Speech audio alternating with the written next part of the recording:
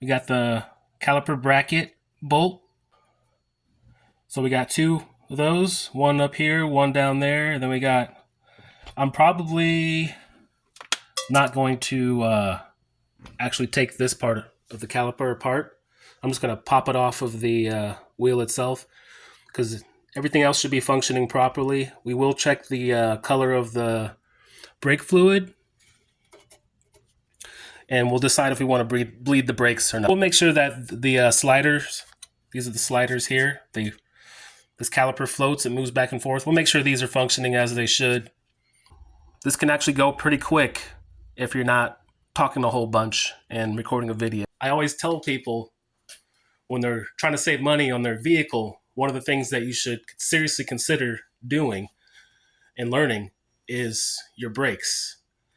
Brakes are pretty simple across most cars. I'm sure there's going to be some that are more difficult, but brakes are pretty straightforward. You got, a couple bolts. If I was just going to replace the pads, I would literally just undo those slider bolts, pop the caliper off, pads on, compress the caliper with a C-clamp, boom, it goes back on. I think the last time I did the front brakes on this, it took me about half an hour.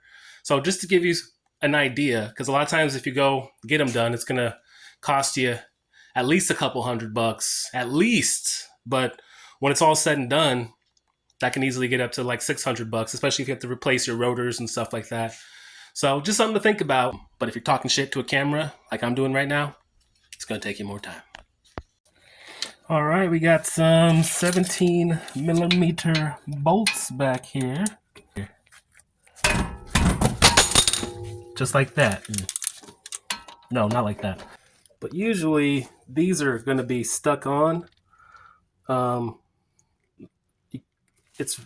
Sometimes you can get a breaker bar in here, but most of the time when you're working on a car, you're not going to be able to. Maybe a truck. So what I like to do is just hit it.